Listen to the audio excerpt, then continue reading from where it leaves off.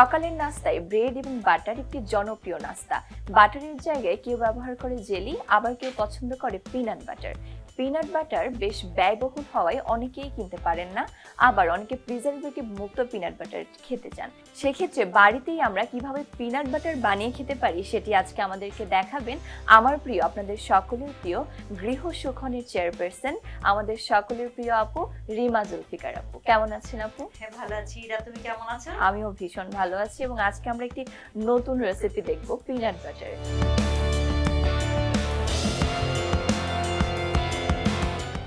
আমাদের এখানে মানে ফ্রেশ পিনাট লাগবে, চীনাবাদাম।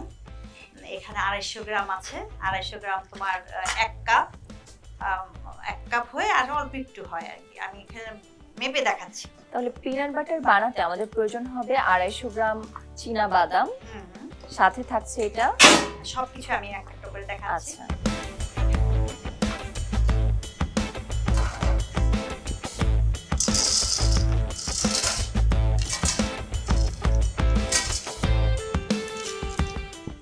আড়াইশো গ্রাম 1 কাপ হয়ে আর আমার মনে হয় 1 মুঠ হলে হয়েছে 250 গ্রাম। কিন্তু খুব ফ্রেশ লাগবে একদম। দেখো বাদামের দানাটা আমি তোমাকে দেখাচ্ছি। এই বাদাম খুব ফ্রেশ, খুবই ফ্রেশ। প্রতিটা আইটেম মানে দানা দানা একদম একই কালার। এই জিনিসটা খেয়াল রাখতে হবে যদি ভালো কোয়ালিটির আমরা বানাতে চাই, কারণ বাদামে যদি কোনো সমস্যা থাকে সেক্ষেত্রে কিন্তু একটা বাজে স্বাদ চলে আসবে পিনাট বাটারে। হ্যাঁ, এখন আমি কি করব, এটাকে হালকা ফ্লেমে, একদম লো ফ্লেমে ভেজে নিব। এখন আমি এটাকে স্টার্ট করি, ঢেলে নিই। লো ফ্লেমে আমরা বাদাম ঢেলে নিচ্ছি। তো দেখো একদম সুন্দর ভাজা হয়ে গিয়েছে। এখন আমি চুলাটা অফ করে দিলাম। এটা হলো টেবিল চামচ, হ্যাঁ, এটা হলো 4 চামচ। আগে ব্লেন্ডার নিয়ে নিই, ব্লেন্ডারের জারটা নিয়ে ওটার মধ্যে আমার মনে হয় দিলে ভালো হবে। হ্যাঁ, এটা পুরো এই বাদামটা আমরা ওখানে মানে ব্লেন্ডারে নিয়ে ফেলি।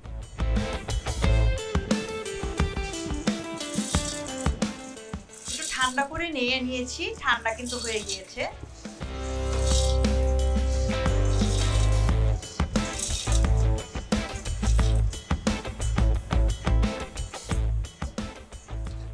তাহলে পিনাট বাটারটা আমরা ব্লেন্ডারের জারে নিয়ে নিয়েছি। হ্যাঁ, এখন এটার সাথে আমরা কি কি অ্যাড করছি? এখন আমি এটার মধ্যে মনে করে রেখো, যদি আমরা ঘরে নিজেরা খেতে চাই তাহলে কিন্তু আমাদের ভালো একটা অয়েল দিতে হবে, ভেজিটেবল অয়েল। এখানে 1 টেবিল চামচ, আমি 1 থেকে 1 টেবিল চামচ ভেজিটেবল অয়েল দিলাম। আমি এখানে সানফ্লাওয়ার অয়েলটা দিয়েছি আর আধা চামচ, মানে 1.5 টেবিল চামচ, 1.5 টেবিল চামচ দিলাম। 250 গ্রামে 250 গ্রামে 1.5 টেবিল চামচ আমরা সানফ্লাওয়ার অয়েলটা অ্যাড করেছি। আর মধু আমি দিচ্ছি, এটা হলো টিস্পুন, 1 টিস্পুন। তাহলে 250 গ্রাম বাদাম, সাথে 1.5 চামচ সানফ্লাওয়ার অয়েল এবং 1 টেবিল চামচ মধু, 1 চা চামচ। আচ্ছা, 1 চা চামচ মধু দিয়েছি। মধু, তারপরে এখানে আর একটু সামান্য একটু 1 পিঞ্চ হতে পারে লবণ দিয়ে দিলাম। লবণ স্বাদ মতো, অল্প 1 চিমটি। আর এখানে চিনি খুবই কম। এখানে যেহেতু আমরা মধুটা দিচ্ছি, হ্যাঁ, সেক্ষেত্রে আমরা চিনির পরিমাণটা আমরা নাও দিতে পারি, 4 ভাগের 1 চা চামচ, কিংবা আমি চিনিটা আসলে না দেওয়াটাই পক্ষপাতী। সামান্য একটু চিনি দিলাম। এবার আমাদের কয়টা আইটেম দেখো, বাদাম, মধু, লবণ, তেল, চিনি কিন্তু অপশনাল, চিনি কিন্তু আমি নাও দিতে পারি। এটা ঢাকনিটা দাও, এটা ঢেকে আমি 3 বার এটা বানাবো, ব্লেন্ড করব। প্রথমে একবার ব্লেন্ড করে একটু নেড়ে নিব, সেকেন্ড ব্লেন্ডে আবার একটু নেড়ে নিব, থার্ড ব্লেন্ডে, যাতে করে খুব পারফেক্ট একটা ব্লেন্ডিং হয়, তাই? আচ্ছা, তাহলে আমরা এখন এটা ব্লেন্ড করে নিচ্ছি।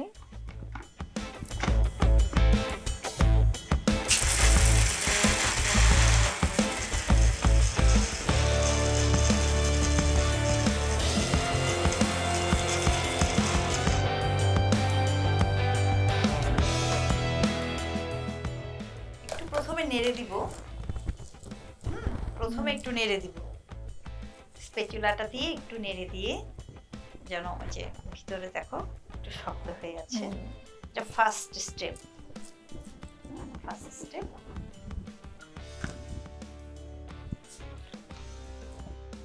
পারফেক্ট একটা ব্লেন্ডিং এর জন্য আমরা এটাকে নেড়ে চেড়ে 3 বার দানাটা blend করে ভালো নিচ্ছি। দেখে ফ্লেভারটা কত সুন্দর আসছে।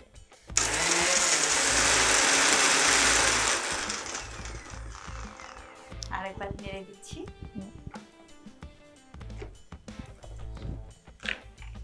বাদামের একদম র একটা স্মেল আসছে।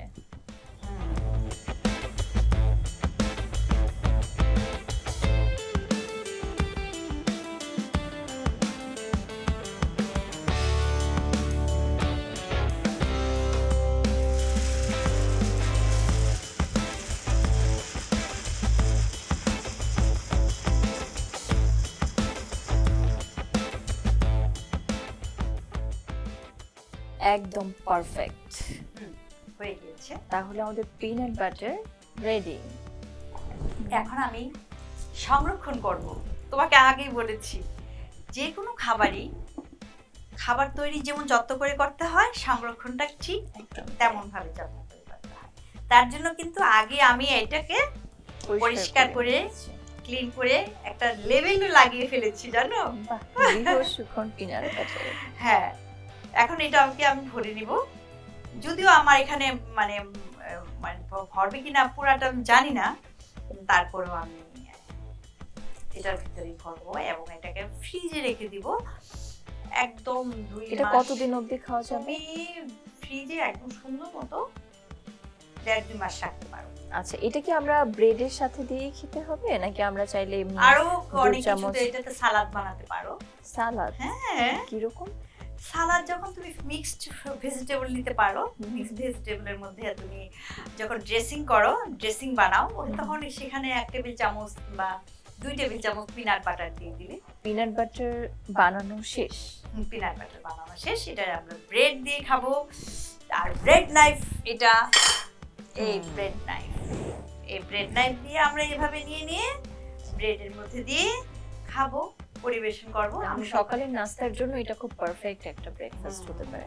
তো এটা বেশ আমরা অনেক দিন ধরে রেখে খেতে পারছি। যারা বানায় তারা এইভাবে বানায়, এই ফর্মুলায় বানায়, তারপরে তারা মানে বাজারজাত করে। তো আমাদের পিনাট বাটার হয়ে গেল। আমরা তো টেস্ট করে দেখি আমাদের পিনাট বাটারটা কেমন হলো।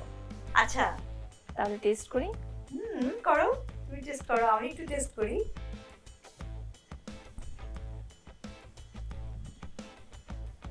দারুণ, একেবারে পারফেক্ট একটা পিনাট বাটার আমরা দেখছি। আমি বাজারেও কিনে খেয়েছি, তখন প্রিজারভেটিভ দেওয়ার ফলে কিন্তু এটা টেস্ট একটু অন্যরকম লাগতো, কিন্তু এটা আসলে বাদাম এবং বাটারের একটা খুব পারফেক্ট একটা কম্বিনেশন আমি দেখছি। এবং এটা যখন আমরা সালাদ কিংবা ব্রেডের সাথে দিয়ে খাবো, তখন এটা আরো বেশি ভালো কমপ্লিমেন্ট দিবে। এক্স্যাক্টলি। তাই দর্শক, বাড়িতে পিনাট বাটারকে খুব সহজেই আপনারা খুব কম ইনগ্রেডিয়েন্টে বানিয়ে ফেলতে পারেন এবং উপভোগ করতে পারেন সকালের নাস্তায়। আশা করছি এই পিনাট বাটারটি আপনাদের খুব ভালো লাগবে এবং দিনের শুরুতেই যখন একটি ভালো ব্রেকফাস্ট দিয়ে আমরা আমাদের দিনটি শুরু করব, আমাদের পুরোটা দিন কিন্তু অনেক ভালো যাবে। এবং এখানে যেহেতু কোনো প্রিজারভেটিভস নেই এবং কোনো ধরনের যে ব্যয়বহুল ব্যাপার সেটি নেই, তাই আমরা সহজে খুব তাড়াতাড়ি এই পিনাট বাটারটি বানিয়ে ফেলতে পারি এবং উপভোগ করতে পারি বাড়ির সকলে মিলে। আপনাদের সকলের জন্য শুভকামনা। এবং আপু, আমরা তাহলে আজ এখানেই বিদায় নিই। আল্লাহ হাফেজ।